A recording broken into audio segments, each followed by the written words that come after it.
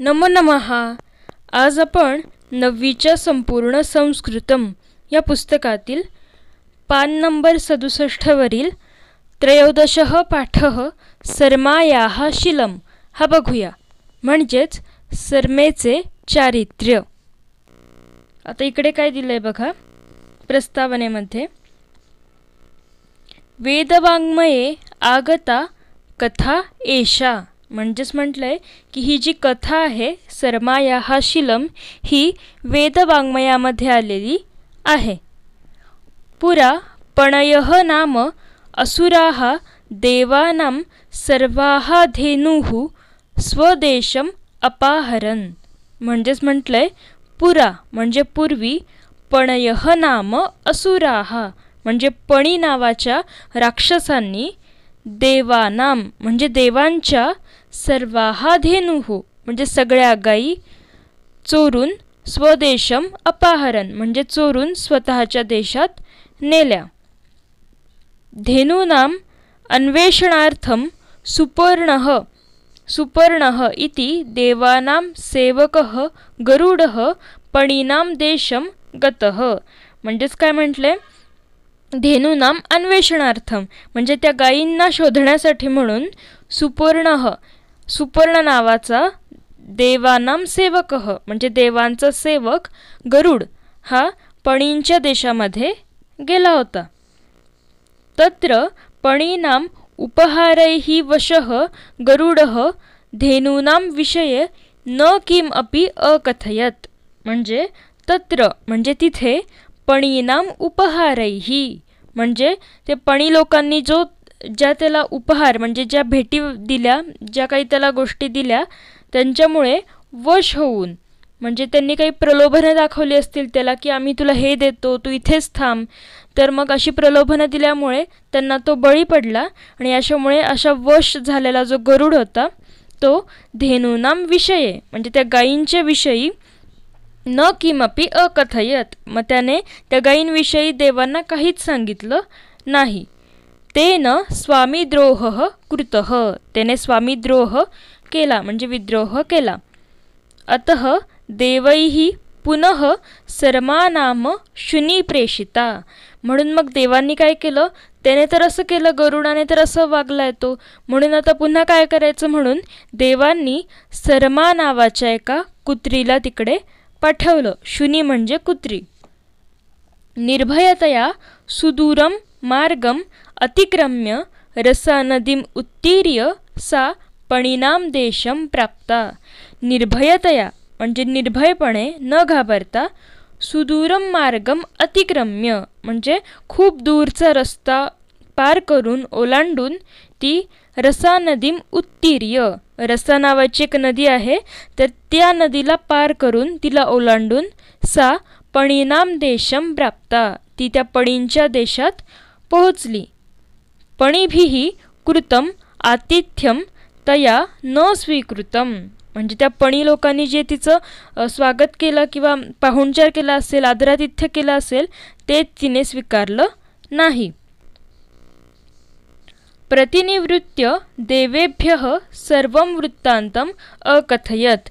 प्रतिनिवृत्य म्हणजे परत येऊन तिने देवांना तिथे घडलेला सगळा वृत्तांत सांगितला की गायींना कुठे ठेवलंय हे सगळं तिने सांगितलं. तस्याः स्वामी भक्त्या प्रसन्नेन इंद्रेण तस्यै वरः प्रदत्तः गरुडाय च शापः.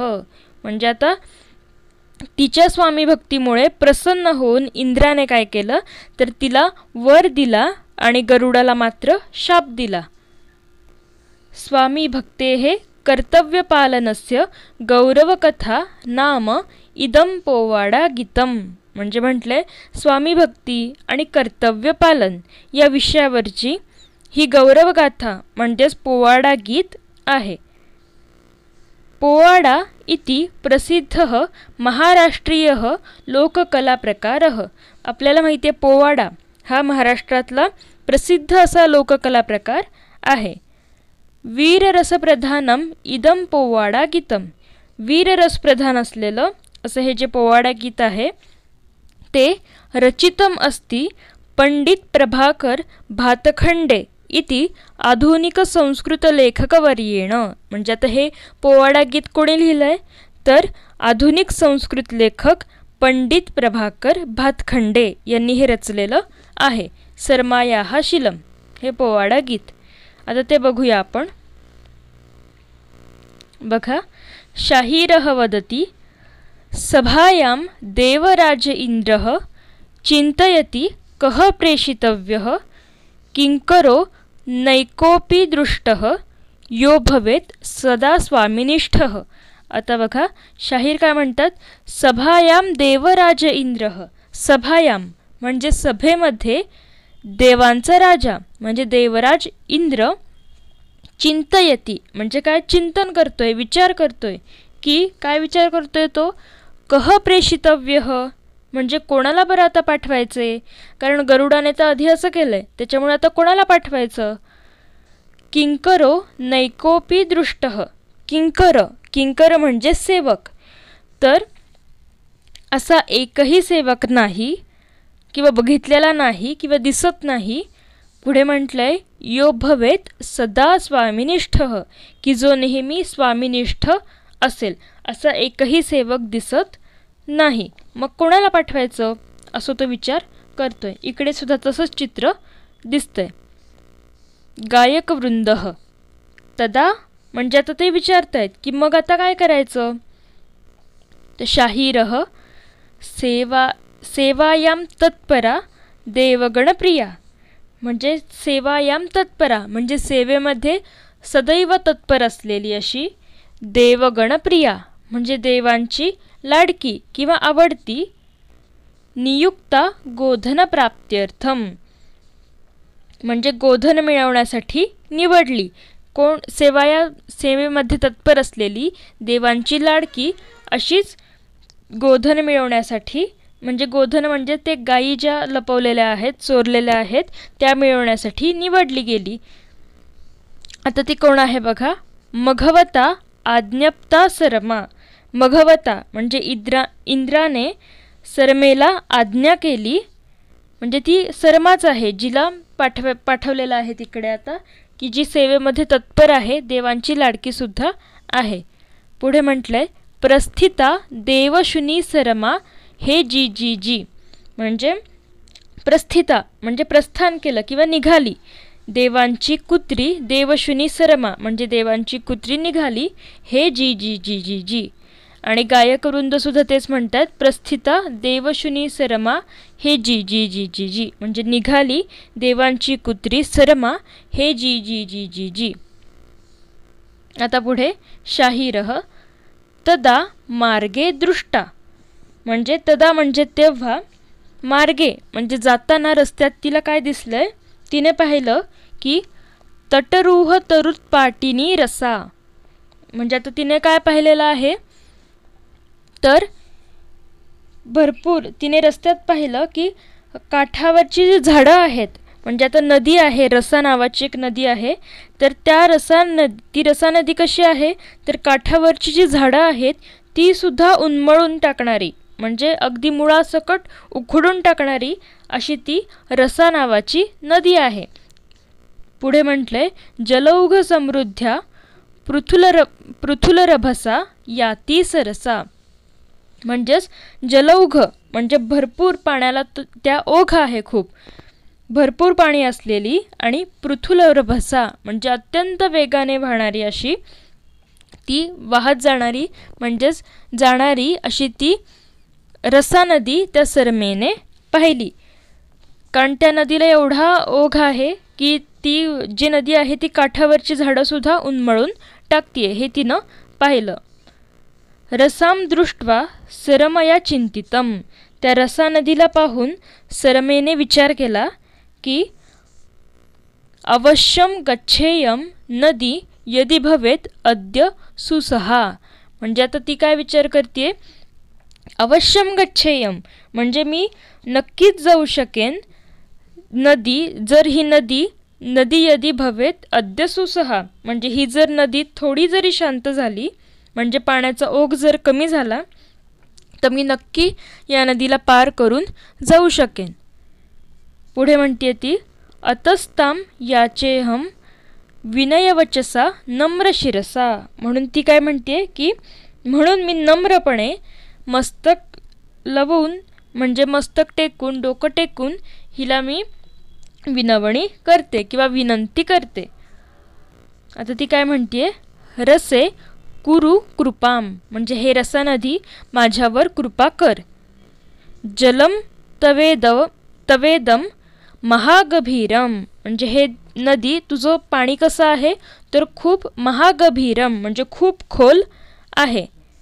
कुरुष्वगाधम येन तरेयम, म्हणजे ती काय म्हणते की ते थोडंसं कसं कर तू उथळ कर जेणेकरून मी ही नदी पार करू शकेन, म्हणजे मी इथून पोहून जाऊ शकेन. परमच तीरम अहम व्रजेयम, परमच तीरम म्हणजे दुसऱ्या काठावर मी जाऊ शकेन, म्हणून तुझं जे पाणी आहे तू ते उथळ कर असं ती म्हणते. आता बघा पुढे काय म्हटलंय स्वामिनः शोभन कार्यार्थम, म्हणजेच काय स्वामींच्या शुभ कार्यासाठी मला जायचं आहे. आर्यगण मंगल कार्यार्थम, आर्यगण म्हणजे देवांच्या मंगल कामासाठी किंवा मंगल कार्यासाठी मला जायचं आहे, म्हणून ती म्हणते तुझं पाणी जे आहे तू उथळ कर. गायकवृंद आर्यगण मंगल कार्यार्थम हे जी जी जी, म्हणजेच देवांच्या मंगल कामासाठी हे जी जी जी. आता रसा उवाच, म्हणजे ती जी नदी आहे रसा ती यावर काय म्हणते बघा. अहमच श्रेष्ठा त्वम तु क्षुद्रा, म्हणजे ती काय म्हणते की मी कशी आहे श्रेष्ठ आहे तुझ्यापेक्षा. त्वम तु क्षुद्रा, तू तर कशी आहेस क्षुद्र आहेस. नहि त्वदर्थम जलप्रवाहम करोमि अल्पम अपसर अपसर, म्हणजे ती काय म्हणते नहि त्वदर्थम म्हणजे तुझ्यासाठी नाही करणार मी.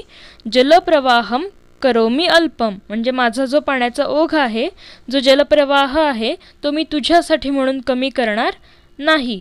अपसर अपसर म्हणजे मागे हो दूर हो असं ती म्हणते. आता बघा पुढे श्रुत्वा तद्वाक्यम सरमया गर्जितम, आता ते वाक्य ऐकून श्रुत्वा म्हणजे ऐकून ते वाक्य ऐकून सरमा गरजली, म्हणजे आता तिला थोडासा राग आलेला आहे की कारण की ती तिला क्षुद्र म्हटलेली आहे, त्याच्यामुळे आता ती काय म्हणते बघा. पश्य मे सामर्थ्यम, म्हणजे आता माझे सामर्थ्य तू पहा. कार्यनिष्ठा सामर्थ्यम, कर्तव्यनिष्ठेचे जे माझं सामर्थ्य आहे आता तू ते पहा असं ती म्हणते सरमा. इति उक्त्वा सा जले अपतत, आणि असं म्हणून ती पाण्यामध्ये उतरली. इकडे तसंच चित्र आहे बघा, ती ते पोहून जाते ती नदी. आता पुढे शाहीरह सा गता परम तीरम, सा म्हणजे ती गता परम तीरम म्हणजे ती दुसऱ्या तीरावर गेली. रसा सा अधोमुखी भूता, आता रसाने मात्र मान खाली घातली, कारण की तिला आता कसं वाटतंय की आधी तिला वाटत होतं की ही काही पोहून जाऊ शकत नाही आणि ही क्षुद्र आहे, पण आता त्या सरमेने मात्र करून दाखवलं, त्याच्यामुळे हिची मान मात्र आता खाली गेलेली आहे. लज्जया म्लानमुखी जाता, आणि लाजेने मात्र आता तिला लाज वाटतेय त्या नदीला, त्याच्यामुळे लाजेने तिचं तोंड कसं झालेलं आहे उतरलेलं आहे.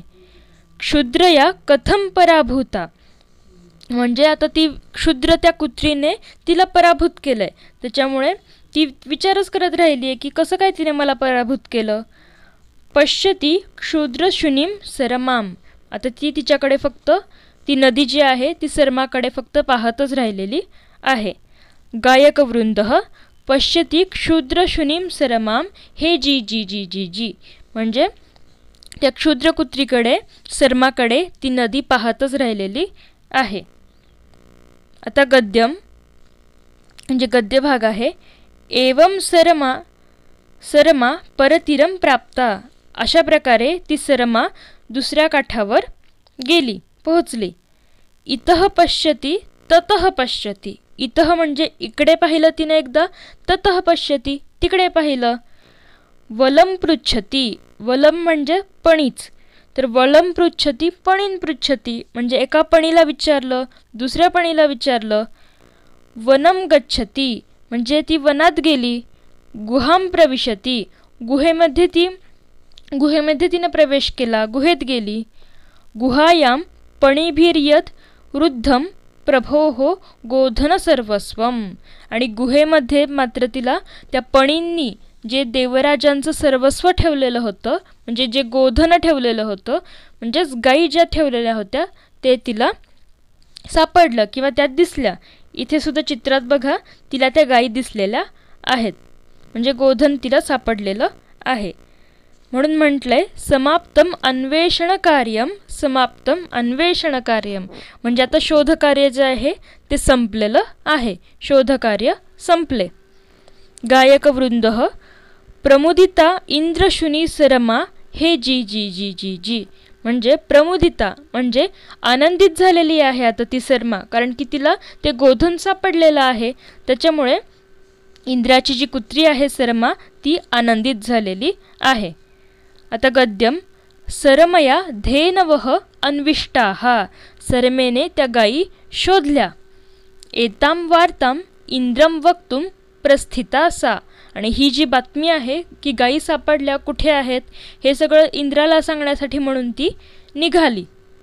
परम वलैहि सा अवरोधिता, पण त्या पणींनी मात्र तिला अडवलेलं आहे, थांबवले तिथे. गायकवृंदः हे सरमे दुग्धं पिबतु दधी खादतु घृतं पिबतु अत्र तिष्ठतु. म्हणजे आता त्या ज्या पणींनी तिला अडवलंय ते काय म्हणतायत की अगं सरमा दुग्धं पिबतु म्हणजे दूध पी, दधी खादतु म्हणजे दही खा, घृतं पिबतु घृतं म्हणजे तूप, तर तूप पी, अत्र तिष्ठतु आणि इथेच थांब. म्हणजे आता इथे सुद्धा दिसतंय बघा आपल्याला की ते पणी तिला आता पुन्हा तसंच गरुडाला कसं केलं होतं, त्यांनी प्रलोभनं दाखवली होती, हे देतो ते देतो पण इथेच थांब, तिकडे जाऊ नकोस. तर आता सरमेला सुद्धा तसंच करतायत ती लोक. आणि पुढे म्हटलंय गोधनस्य भागम तुभ्यम दद्मः, आणि गोधनाचा काही भाग सुद्धा आम्ही तुला देऊ. आता त्यावर सरमा काय म्हणते बघा. सेविका नाहम लोभस्य सेविका नाहम मोहस्य, ती म्हणते मी लोभाची सेविका नाही, मी मोहाची सुद्धा सेविका नाही. गायकवृंदः सेविका स्वामीनः इंद्रस्य हे जी जी जी, म्हणजे ती म्हणते मी स्वामी इंद्रांची सेविका आहे, हे जी जी जी. सेविका स्वामीनः इंद्रस्य हे जी जी जी, पुन्हा तेच आहे. पुढे गद्यम. अंते म्हणजे शेवटी पणीभिः सरमा निंदिता, आता ती काही त्या प्रलोभनांना बळी पडत नाहीये, ऐकत नाहीये, त्याच्यामुळे त्या पणींनी काय केली, तिची निंदा करायला सुरुवात केली. एषा सरमा जारू खादती एषा सरमा जारू खादती, म्हणजे आता ते काय म्हणतात की ही जी सरमा आहे ती जारू म्हणजे असं वाईट अन्न किंवा असं शिळपाकं वगैरे असं खाते, असं ते म्हणतात, मुद्दामच तिला असं म्हणतात की ही काही चांगलं नाही खात, असंच वाईट काहीतरी खाते. सरमया किंचित तन्न श्रुतम, म्हणजे सरमेने मात्र ते काहीही ऐकलं नाही, थोडंसुद्धा ऐकलं नाही. तन्न म्हणजे तत् न, काहीही ऐकलं नाही. अपिहितम दीर्घम कर्णद्वयम, अपिहितम म्हणजे तिने काय केलं तर जे आपले दोन मोठे कान आहेत ते मात्र तिने झाकून घेतले, ऐकू नको यायला म्हणून झाकून घेतले. वृत्तांतम वक्तुम गमनारभे म्हणजे वृत्तांत सांगण्यासाठी मात्र मी जायला निघते, असं ती सरमा म्हणतीये. प्रस्थिता सत्यप्रिया सरमा, आणि अशी सत्यप्रिय अशी ती सरमा निघाली. गायकवृंदः प्रस्थिता देवशुनी शरमा हे जी जी जी, आणि निघाली सत्यप्रिया सरमा हे जी जी जी. तर म्हणजे आता ती इंद्राकडे निघालेली आहे पुन्हा सगळं काही सांगण्यासाठी. अशा प्रकारे सरमायाः शीलम हे आज आपण बघितलेलं आहे.